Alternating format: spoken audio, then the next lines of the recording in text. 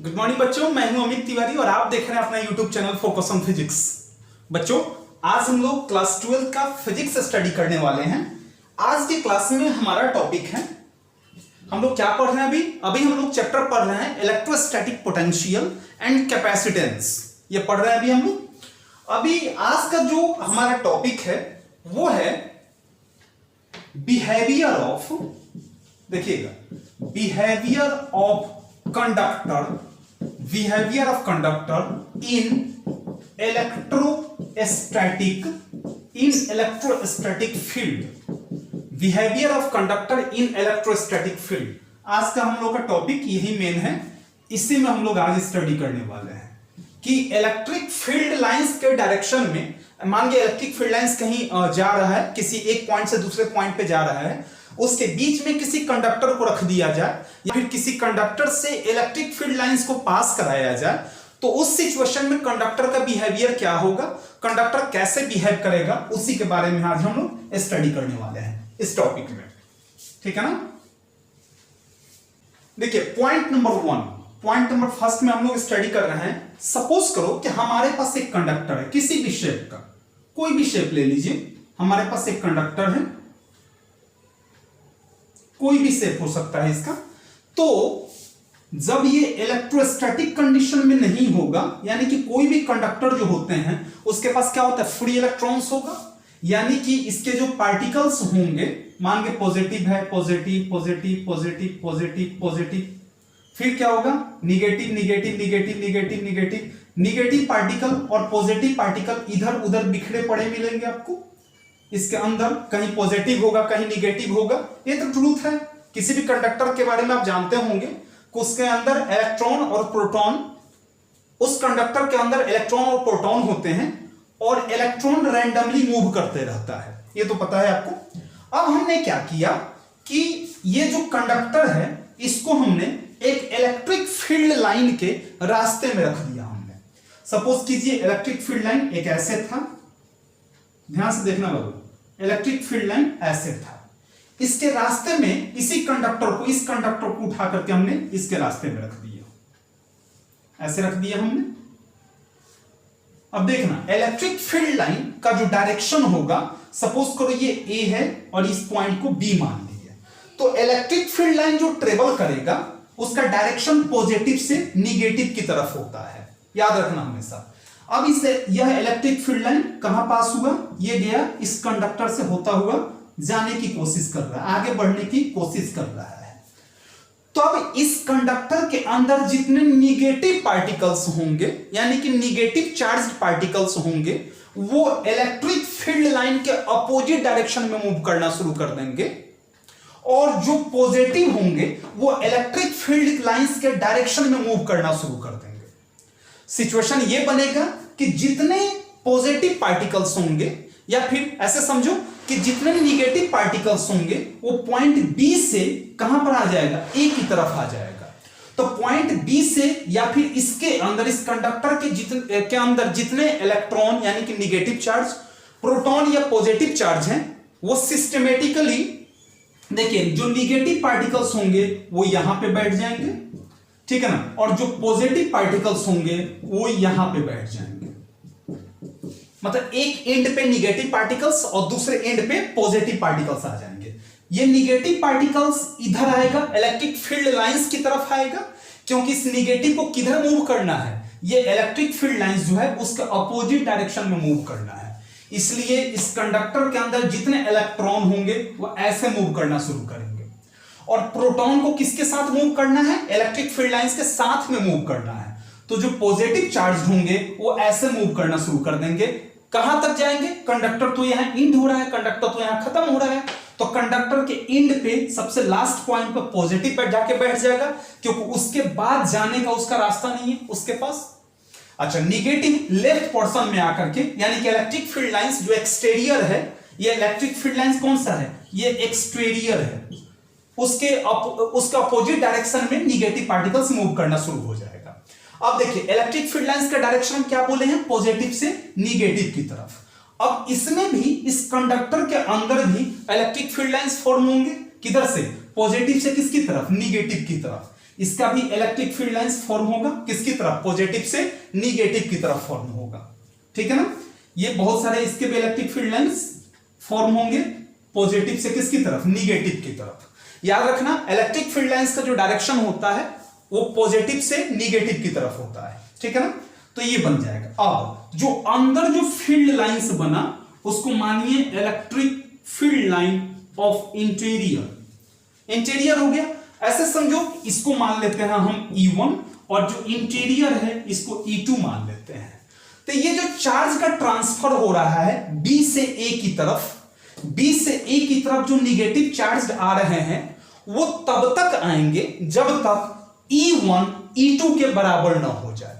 यानी कि electric field conductor के बाहर जितने इलेक्ट्रिक फील्ड होंगे अगर उतना ही इलेक्ट्रिक फील्ड कंडक्टर के अंदर फॉर्म हो गया तब ये चार्ज का जो ट्रांसफरिंग हो रहा है, चार्ज जो ट्रांसफर हो रहा है एक पॉइंट से दूसरे पॉइंट तक, वो ट्रांसफर होना बंद हो जाएगा। सपोज करो हमारे पास E1 है 30 न्यूटन पर कूलम का और E2 अभी E2 सपोज करो हो गया 20 न्यूटन पर कूलम तक। तब एक क्वेश्चन आता है कि क्या अभी भी ये चार्ज का ट्रांसफर होगा? बिल्कुल होगा। कब तक? जब तक E2 30 के इक्वल ना हो जाए। यानी कि इंटीरियर जब तक एक्सटीरियर फील्ड के बराबर नहीं हो जाता है, एक्सटीरियर इलेक्ट्रिक फील्ड के बराबर नहीं हो जाता है, तब तक चार्ज का ट्रांसफर होता रहेगा। जैसे ही दोनों इक्वल हो जाएंगे, इंटीरियर और एक्सटीरियर इक्वल हो जाएगा, जब E1 E2 के इक्वल हो जाएगा यानी कि एक्सटीरियर इंटीरियर के बराबर हो जाएगा, तब वो कौन सा कंडीशन में चला जाएगा? वो इलेक्ट्रोस्टैटिक कंडीशन में चला जाएगा, इलेक्ट्रोस्टैटिक कंडीशन में चला जाएगा और चार्ज का फ्लो होना बंद हो जाएगा। तो हर एक कंडक्टर के पास क्या होते हैं? फ्री इलेक्ट्रॉन्स होते हैं जो फ्री होते हैं मूव करने के लिए, लेकिन कंडक्टर से बाहर जाने के लिए नहीं, कंडक्टर के अंदर मूव करने के लिए फ्री होते हैं। ठीक है, अब कंडक्टर से निकल के बाहर थोड़े ही चला जाएगा। अब देखो, अगर फाइनल इलेक्ट्रिक फील्ड निकालें हम, इलेक्ट्रिक फील्ड नेट निकालें अगर, तो कितना हो जाएगा? E1 अब माइनस क्या कर देंगे? E2 कर देंगे। तो E1 किसके बराबर है? E1 किसके बराबर है? E2 के बराबर होगा। किस, क्यों? इलेक्ट्रोस्टैटिक कंडीशन के लिए। तो लिख सकते हैं E1 और E2 के बदले में लिख सकते हैं हम E1। टोटल कितने हो गए? 0 हो गए। यानी कि electric field net inside of a conductor will be 0। किसी भी कंडक्टर के अंदर जो इलेक्ट्रिक फील्ड होते हैं वो कितने होते हैं? 0 होते हैं। तो इसको स्टेटमेंट में लिख सकते हैं कि नेट इलेक्ट्रिक फील्ड इज, देखिएगा, net electric field is 0 in the, देखो ना आसान है बहुत, जितना एक्सटीरियर इलेक्ट्रिक फील्ड है उतना ही क्या हो जाएगा? इंटीरियर इलेक्ट्रिक फील्ड बनेगा। और जब E1 E2 के बराबर हो जाएगा तो उस कंडीशन में क्या हो जाएगा? इलेक्ट्रोस्टैटिक कंडीशन फॉर्म होने लग जाएगा, चार्ज का ट्रांसफरिंग बंद हो जाएगा और इलेक्ट्रिक फील्ड कितने हो जाएंगे? 0 हो जाएंगे। किसके? कंडक्टर के अंदर। तो इसको लिख सकते हैं net electric field is 0 in the interior of a conductor. In the interior of a conductor, किसी भी कंडक्टर के अंदर जो नेट इलेक्ट्रिक फील्ड होते हैं वो क्या होते हैं? 0 होते हैं। तो पहला प्रॉपर्टी हमको मिला, पहला कंडक्टर का बिहेवियर मिला कि किसी भी इलेक्ट्रिक फील्ड लाइन के रास्ते में किसी कंडक्टर को अगर रखा जाए तो उस कंडक्टर के अंदर जो इलेक्ट्रिक फील्ड होते हैं वो क्या हो जाते हैं? 0 हो जाते हैं। इलेक्ट्रिक फील्ड कितना हो जाता है? 0 हो जाता है इन the interior of a conductor. लेकिन ये तभी हो सकता है जब किसी कंडक्टर को आप इलेक्ट्रिक फील्ड लाइंस के रास्ते में रखेंगे, ठीक है ना, तब हो पाएगा। या फिर ऐसे कहो कि इलेक्ट्रिक फील्ड लाइंस को, ठीक है ना, आपको कंडक्टर से पास कराना होगा, तभी ये कंडीशंस फॉर्म हो सकते हैं, ये कंडीशन फॉर्म होगा। बेटा बच्चों, देखते हैं सेकंड प्रॉपर्टीज का। ये तो पता हो गया कि किसी भी कंडक्टर के अंदर जो इलेक्ट्रिक फील्ड होते हैं वो कितने होते हैं? 0 होते हैं। चलिए सेकंड बिहेवियर देखने चल रहे हैं हम लोग, सेकंड प्रॉपर्टी देखेंगे अभी हम लोग। आज का टॉपिक काफी आसान है, न्यूमेरिकल का कोई झंझट नहीं है आज के टॉपिक में। चलिए सेकंड प्रॉपर्टी देखते हैं। प्रॉपर्टी नंबर सेकंड, इसमें है कि आउटसाइड, देखना यहां पर है कि outside the surface of a charge conductor, surface outside the surface of a charged conductor, electric field is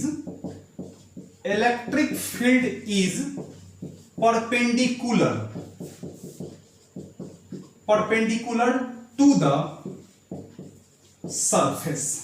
surface के क्या होता है, परपेंडिकुलर होता है।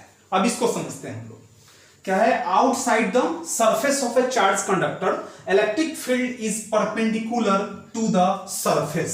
सरफेस के क्या होता है, परपेंडिकुलर होता है। करो बाबू कि हमारे पास एक चार्ज कंडक्टर है, ठीक है ना, चार्ज कंडक्टर है, तो इसमें बता रहा है बिहेवियर में कि outside the surface of a charge conductor electric field is perpendicular to the surface. अब सपोज कर लेते हैं कि इलेक्ट्रिक फील्ड जो है वो परपेंडिकुलर नहीं है। कुछ देर के लिए मान लेते हैं कि यहां पर इलेक्ट्रिक फील्ड है जो कि सरफेस के साथ परपेंडिकुलर नहीं है, चार्ज सरफेस के साथ परपेंडिकुलर नहीं है। ये यहां पर थीटा बना रहा है, थीटा एंगल के साथ में है। हमको अभी प्रूव करना है कि परपेंडिकुलर होता है, तो पहले हम मान लेते हैं कि नहीं होता है, ठीक है ना। हमने मान लिया कि ये परपेंडिकुलर नहीं है। अब यहां पर इस सरफेस पर क्या होगा, चार्ज है, दिया हुआ है कि कंडक्टर जो है वो चार्ज कंडक्टर है। सपोज करो इसके ऊपर पॉजिटिव चार्ज है, चारों तरफ ये पॉजिटिव चार्ज है। अब जो ये इलेक्ट्रिक फील्ड है इसके दो कंपोनेंट होंगे, एक इसके साथ में एक कंपोनेंट ये होगा, याद होगा आपको बाबू, एक कंपोनेंट ये होगा और एक इसके परपेंडिकुलर होगा। एक कंपोनेंट ऐसे होगा, ठीक है ना, एक कंपोनेंट ये होगा और इस कंपोनेंट के साथ एक ये होगा। तो ये वाला जो कंपोनेंट होगा इलेक्ट्रिक फील्ड, इसको बोलेंगे ई साइन थीटा, और जो थीटा के साथ होता है इसको बोलेंगे हम ई कॉस थीटा। अब देखो हम कुछ देर माने क्या है कि इलेक्ट्रिक फील्ड लाइन जो है वो परपेंडिकुलर नहीं है, ठीक है ना। यहां पर लिख सकते हैं that electric field is not perpendicular to the surface, surface के साथ परपेंडिकुलर नहीं है, ठीक। कितना एंगल बना रहा है ये इलेक्ट्रिक फील्ड जो है, कितना एंगल बना रहा है, थीटा एंगल बना रहा है। तो इसके दो कंपोनेंट होंगे, एक कॉस थीटा का टर्म होगा और दूसरा क्या होगा, साइन थीटा का टर्म होगा। ये और ये क्या होगा, परपेंडिकुलर होगा एक दूसरे के, ठीक है ना। अब देखो एक चीज कि अगर यहां पर इलेक्ट्रिक फील्ड है, इलेक्ट्रिक फील्ड है, यहां पर सरफेस पे चार्ज है, तो इस चार्ज पर, इस चार्ज पार्टिकल पर क्या होना चाहिए, फोर्स अप्लाई होना चाहिए। और अगर फोर्स अप्लाई होता है, ध्यान देना, यहां पर इलेक्ट्रिक फील्ड है और ये कंडक्टर क्या है, चार्ज कंडक्टर है। तो अगर इलेक्ट्रिक फील्ड है और चार्ज कंडक्टर रहेगा तो इस चार्ज पार्टिकल पर, यानी कि इस चार्ज पे फोर्स अप्लाई होगा। अब इस पर फोर्स अप्लाई हुआ तो ये इस पे अप्लाई करेगा, ये इस पे अप्लाई करेगा, ऐसे सब पर क्या होगा, फोर्स अप्लाई होना शुरू हो जाएगा। और फोर्स अप्लाई होने से करंट फ्लो होना शुरू हो जाएगा। करंट फ्लो होना क्या हो जाएगा, शुरू हो जाएगा। जबकि हम जानते हैं कि किसी भी चार्ज कंडक्टर के आसपास जो इलेक्ट्रिक फील्ड होते हैं उसके द्वारा चार्ज कंडक्टर पर कोई भी करंट फ्लो नहीं होता है। यानी कि हमने जो सपोज किया था कि इलेक्ट्रिक फील्ड थीटा के साथ है कंडक्टर के साथ, कंडक्टर पर जो परपेंडिकुलर नहीं है, वो हमारा सोच क्या था, गलत था। क्योंकि अगर ये परपेंडिकुलर नहीं होता तो एक कंपोनेंट ये होता, एक कंपोनेंट ये होता, ये कंपोनेंट जो इलेक्ट्रिक फील्ड का होता वो इस चार्ज पर फोर्स अप्लाई करता, जिसकी वजह से ये चार्ज एक दूसरे पर फोर्स अप्लाई शुरू कर देते और उनमें करंट फ्लो होना शुरू हो जाता, और वो फ्लो होना शुरू हो जाते। फ्लो होने से कंडक्टर में करंट फ्लो होना शुरू हो जाता। जबकि हम जानते हैं कि किसी भी चार्ज कंडक्टर में करंट फ्लो नहीं होता है इलेक्ट्रिक फील्ड की वजह से। क्यों? क्योंकि इलेक्ट्रिक फील्ड जो होता है वो कंडक्टर के साथ परपेंडिकुलर होता है। अब यहां पर कोई फोर्स अप्लाई नहीं हो रहा है, तभी तो करंट फ्लो नहीं कर रहा है ना। तो अगर फोर्स अप्लाई नहीं हो रहा है तो हमारा जो ई कॉस थीटा है वो जीरो है, यानी कि हमारा इलेक्ट्रिक फील्ड जीरो है। जो इलेक्ट्रिक फील्ड का जो कंपोनेंट है ई कॉस थीटा वो क्या है, जीरो है। इसको लिख सकते हैं हम cos theta equal to 0/e। तो कॉस थीटा इक्वल टू कितना हो गया, जीरो हो गया। और लिख सकते हैं cos theta is equal to 90 degree और sorry cos theta is equal to cos 90 degree और थीटा इक्वल टू कितना हो गया, 90 डिग्री हो गया। यानी कि इलेक्ट्रिक फील्ड जो होते हैं वो कितना डिग्री के एंगल के साथ होता है, सरफेस के साथ 90 डिग्री के एंगल के साथ होता है। जैसे मान गए कि एक कंडक्टर हमारे पास ऐसे है, एक कंडक्टर ऐसे है, बोले कि इसका ये चार्ज कंडक्टर है, पूछे कि इसका इलेक्ट्रिक फील्ड लाइन बताओ, तो सरफेस के साथ क्या होगा, ये परपेंडिकुलर होगा आउटवर्ड। अगर 3D फिगर है तो रेडियली आउटवर्ड होगा।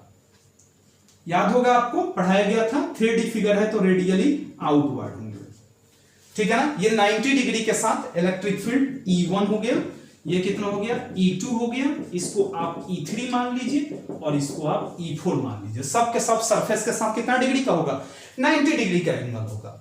अगर 90 डिग्री का एंगल नहीं होता तो ये कंडीशन क्रिएट होता, यानी कि ये इलेक्ट्रिक फील्ड इस चार्ज पे फोर्स अप्लाई करता, जिसकी वजह से उस चार्ज के द्वारा कंडक्टर में करंट फ्लो, वो चार्ज कंडक्टर में करंट फ्लो कराना शुरू कर देता। लेकिन ऐसा नहीं होता है, किसी भी कंडक्टर में चार्ज पार्टिकल के द्वारा जो इलेक्ट्रिक फील्ड होते हैं उस कंडीशन में क्या होता है, करंट फ्लो नहीं करता है। यानी कि इलेक्ट्रिक फील्ड जो होगा वो सरफेस के साथ कितना डिग्री होगा, 90 डिग्री होगा।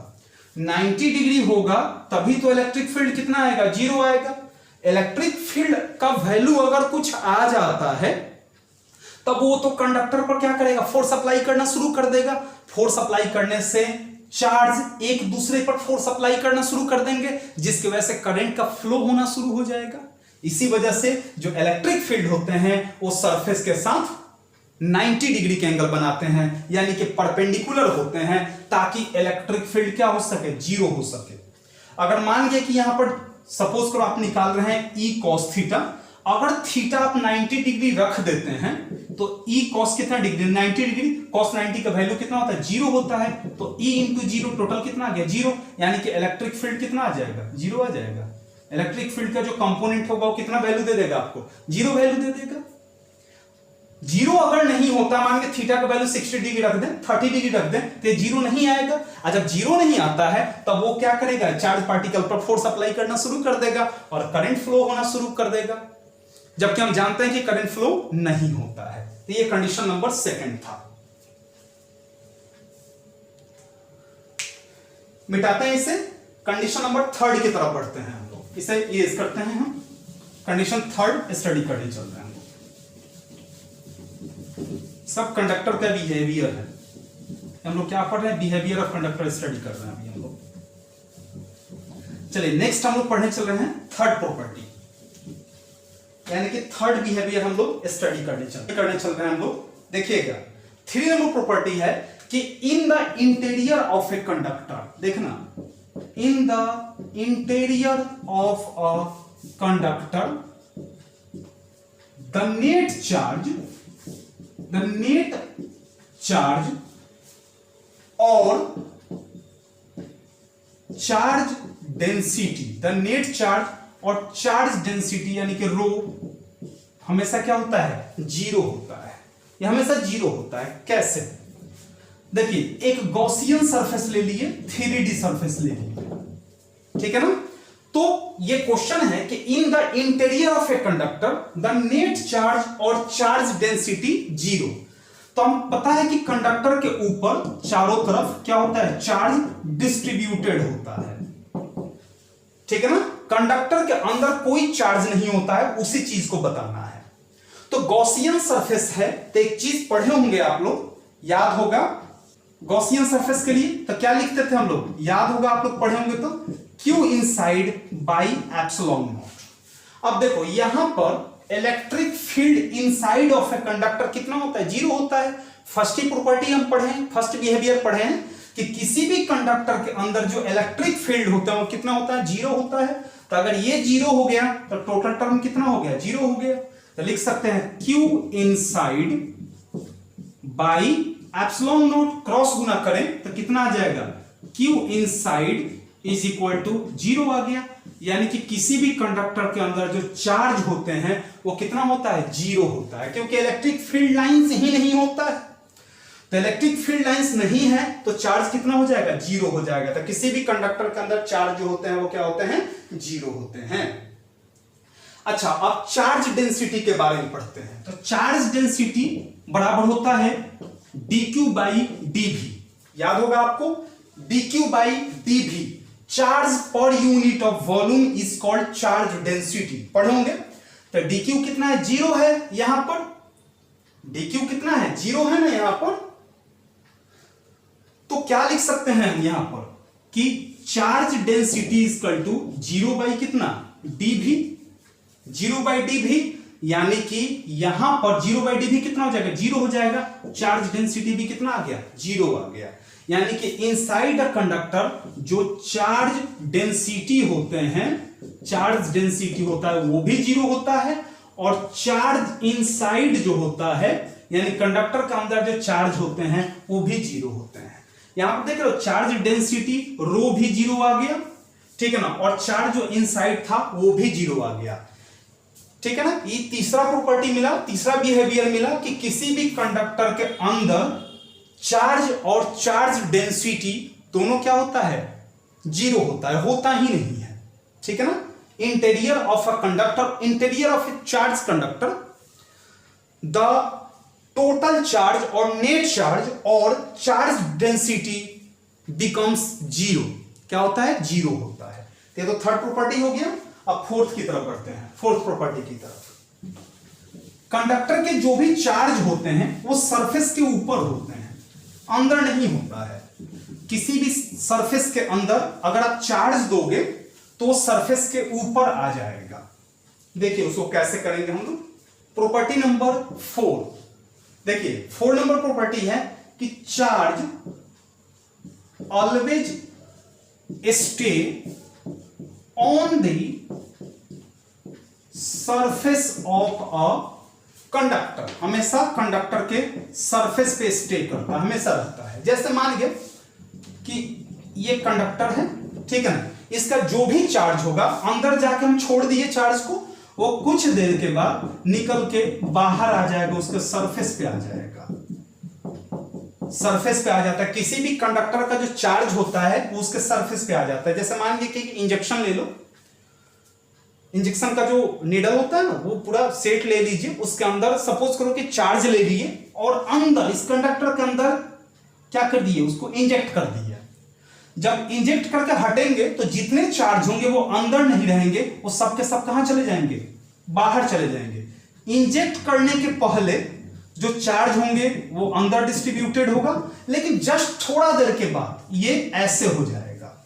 इसका जो कंडीशन होगा ये दूसरे फिगर में मैंने बता दिया है कि ये बिफोर होगा, ठीक है ना, ये आफ्टर होगा, जस्ट आफ्टर, ठीक है ना। इसके तुरंत बाद ये क्या हो जाएगा, अंदर जाकर के अगर आप चार्ज को छोड़ोगे तो तुरंत ये क्या हो जाएगा, सरफेस के बाहर आ जाता है, सरफेस के ऊपर आ जाता है। 5 नंबर में आता है कोई भी हॉलो चार्ज कंडक्टर अगर है, मान के एक हॉलो चार्ज कंडक्टर है, तो उसके अंदर जो इलेक्ट्रिक फील्ड होंगे वो जीरो होंगे। वो तो हम पहले ही पढ़े हैं कि किसी भी कंडक्टर के अंदर जो इलेक्ट्रिक फील्ड होते हैं वो क्या होते हैं, जीरो होते हैं। क्यों जीरो होगा, तो ये लिख सकते हैं इसमें, the charge inside a hollow conductor is zero. ये 5 नंबर प्रॉपर्टी आप लिख सकते हैं। The charge inside a hollow conductor is zero. Conductor है, हॉलो है, तो इसके चार्ज जो होंगे वो क्या होंगे, सरफेस पे आ जाएंगे। और जब सरफेस पे आ जाएगा तो इनसाइड चार्ज कितना हो गया, जीरो हो गया। तो इसके अंदर जो इलेक्ट्रिक फील्ड होगा वो भी कितना हो जाएगा, जीरो। जहां चार्ज जीरो हुआ इलेक्ट्रिक फील्ड कितना हो जाएगा, जीरो हो जाएगा। तो 5th नंबर प्रॉपर्टी में हम स्टडी कर चुके हैं, कर सकते हैं कि कोई भी हॉलो कंडक्टर अगर है तो उसके अंदर जो इलेक्ट्रिक फील्ड होते हैं वो जीरो होते हैं। क्यों, क्योंकि चार्ज जो होते हैं वो सबके सब सरफेस के ऊपर आए हुए रहते हैं। चलिए 6th और लास्ट प्रॉपर्टी पढ़ते हैं हम लोग, लास्ट बिहेवियर पढ़ते हैं हम लोग। देखना ठीक से कि कोई भी इक्विपोटेंशियल सरफेस अगर है, कोई भी कंडक्टर है, अगर वो इक्विपोटेंशियल सरफेस है तो उसके अंदर जो इलेक्ट्रिक पोटेंशियल होता है वो कांस्टेंट होता है। 6 और लास्ट प्रॉपर्टी देखना, with in and on the surface of A charged conductor, on the surface of a charged conductor electric potential remain constant। क्या होता है? वो कांस्टेंट होता है। कैसे? देखिए कैसे होता है। अब सपोज करो एक हमारे पास कोई चार्ज कंडक्टर है, तो इसके सारे चार्ज कहां होंगे? उसके आउटर सरफेस पे होंगे, बाहर वाले सरफेस पे होंगे। हमने चार्ज बना दिया। अब कह रहा है कि with in and on the surface of है। मान लीजिए कि अंदर दो पॉइंट ले लिए, विद इन इसको ए मान लीजिए, इसको बी मान लीजिए। अगर इक्वी पोटेंशियल सरफेस है तो ए तो बी के बराबर होगा। अच्छा, हम जानते हैं इसका मान लेते हैं भी ए और ये क्या हो जाएगा? भी बी। ठीक है ना? तो change in potential is equal to कितना होता है? Minus E into D R. पढ़ोगे, याद होगा आपको, minus E into D R होता है। इसके ऊपर एरो साइन दे देते हैं। अब देखिए, तो इसको लिख सकते हैं हम V A minus V B is equal to integration of, याद होगा इसके पहले वाला क्लास, डी आर हमने लिख दिया, integration E dot D R हमने लिख दिया। अब देखो भी ए माइनस भी बी अगर हम यहां पर लिखें तो इलेक्ट्रिक फील्ड अंदर कितना होता है? आपको पता है, inside conductor electric field remain zero होता है। टोटल टर्म कितना हो गया? 0 हो गया। तो भी ए किसके बराबर हो गया? भी बी के बराबर हो गया। देखिए कांस्टेंट हो गया, कांस्टेंट हो गया ना। अगर कोई पॉइंट यहां पर सी ले ले तो ए और सी का निकालें, बी और सी का निकालें तो भी बात उतना ही आएगा। हर जगह पर क्या आ जाएगा? कांस्टेंट आ जाएगा। यहां पर क्या आ जाएगा? भी ए भी सी के इक्वल हो जाएगा, या भी बी भी सी के इक्वल हो जाएगा, या भी ए भी बी के तो इक्वल है। यानी किसी भी कंडक्टर के अंदर जो पोटेंशियल होते हैं वो क्या होते हैं? कांस्टेंट होते हैं। हर एक पॉइंट पर इक्वल होता है, इक्वल होता है। उम्मीद है समझ में आया होगा बाबू आप लोगों को। हमको पूरा उम्मीद है कि ये जो आज का जो क्लास है वो आपको काफी अच्छा समझ में आया होगा। अगर नहीं समझ में आता है तो प्लीज कमेंट सेक्शन में जाके कमेंट कर दीजिएगा, ताकि उसको इंप्रूव करके आपको हम बताने की कोशिश करेंगे। ठीक है बच्चों, तो आज के लिए रहने देंगे। काफी छोटा टॉपिक था। सबसे इंपॉर्टेंट बात था कि आज न्यूमेरिकल नहीं था। ठीक है ना? आप लोगों को थोड़ा सा रिलैक्स मिला होगा कि चलो आज तो कम से कम न्यूमेरिकल नहीं मिला। ठीक है ना? चलो आज रहने देते हैं, फिर नेक्स्ट क्लास में हम लोग जल्दी मिलते हैं। इसके बाद वाले क्लास को लेकर के बड़ा इंपॉर्टेंट क्लास है कैपेसिटेंस और कैपेसिटर। इसके जस्ट बाद वाले क्लास में हम लोग पढ़ेंगे। पैरेलल और सीरीज में बड़ा इंटरेस्टिंग क्लास होने वाला है, इसलिए प्लीज पढ़ते रहिए आप लोग। ठीक है ना? अच्छा रहेगा। चलिए हम लोग मिलते हैं जल्दी। ओके, खुश रहिएगा, स्वस्थ रहिएगा, सुरक्षित रहिएगा और सबसे इंपॉर्टेंट पढ़ते रहिएगा। Thank you so much Babu.